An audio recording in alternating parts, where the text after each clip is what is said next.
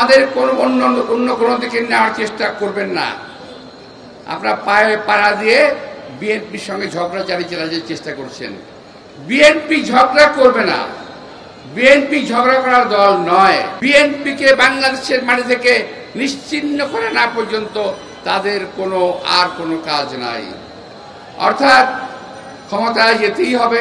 অনেকে বলছে বিএনপি ক্ষমতায় যাওয়ার জন্য পাগল হয়ে গেছে। আমার জবাব হলো, বিএনপি ক্ষমতায় যাওয়ার জন্য পাগল হয় নাই। বিএনপি 17 বছর রাজপথে আন্দোলন করেছে দেশের মানুষের গণতন্ত্রের জন্য, ভোটের অধিকারের জন্য। আর আজকে সেই সুযোগ নিয়ে বিএনপিকে নিশ্চিহ্ন করে দিয়ে আপনারা ক্ষমতায় যাওয়ার চেষ্টা করতেছেন।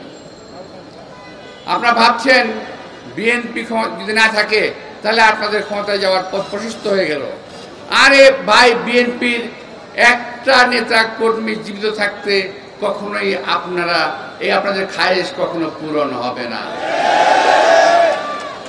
বিএনপির নেতা কর্মীরা দেখেছে, বিএনপি নেতা কর্মীরা প্র্যাকটিস করেছে রাস্তায় কিভাবে আন্দোলন করতে হয়। বিএনপি নেতা কর্মীরা প্র্যাকটিস করেছে জেলখানায় কিভাবে জীবন কাটাতে হয়।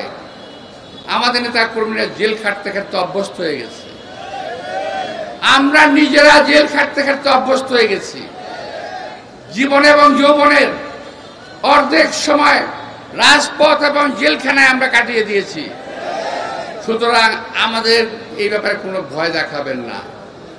আর আজকে এই সরকারকে বলতে চাই, আপনাদের দয়া করে একটু পক্ষপাতমূলক আচরণটা একটু বন্ধ করেন। এতে দেশের ক্ষতি হচ্ছে।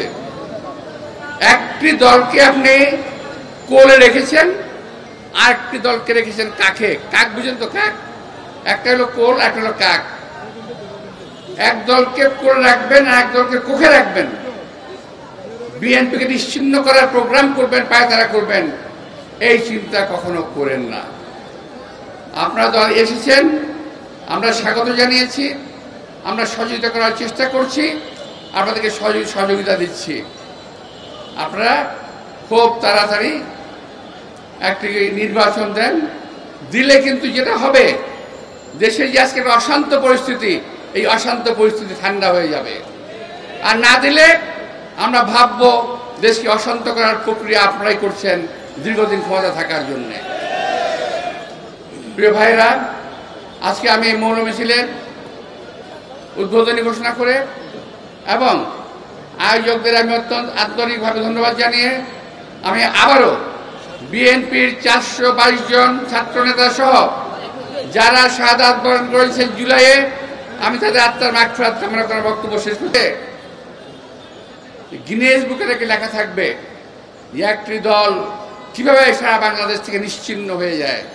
অর্থাৎ তারা নাকি আমাদেরকে বাংলাদেশ থেকে নিশ্চিহ্ন করে দেবে, এমন ঔদ্ধত্য প্রকাশ করে বক্তব্য রেখেছে।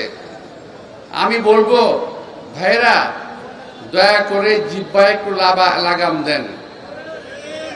জিহ্বায় লাগাম দিলে দেশের মানুষের ভালো হবে, আপনাদেরও ভালো হবে, আমাদেরও ভালো হবে, দেশেরও ভালো হবে। বিএনপি একটি গণতন্ত্রকামী দল। বিএনপি গণতন্ত্রের জন্য লড়াই করে মানুষের সঙ্গে নিয়ে, সেখানে যদি আপনারা পাটে পড়ে যান তখন আমাদের কিছু করার থাকবে না। প্রিয় ভাইরা, আপনাদের নেতৃবৃন্দ বিভিন্ন সময় বিভিন্ন কথা বলেন, আগে কিন্তু বলতেন না। এই কিছুদিন যা 5ই আগস্টের পরেই বলতেছেন লম্বা লম্বা কথা। আমি জানি না কোথায় তারা শক্তি পেল, সাহস পেল। আপনারা শক্তিশালী হন, সাহসী হন, দোয়া করি। কিন্তু একটি সাচ্চা দেশপ্রেমিক দল বিএনপির বিরুদ্ধে অনর্থক কুৎসারণা করবেন না।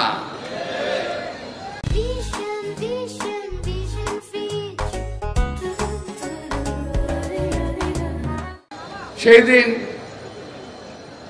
একটা মার্ডার হয়েছে, কোন একজন মর্মান্তিক একটা মার্ডার হয়েছে। সেখানে এমন কোনো আজে বাজে কথা বলেন না যে কথা বললে পরে মানুষের রক্তে আগুন ধরে যায়।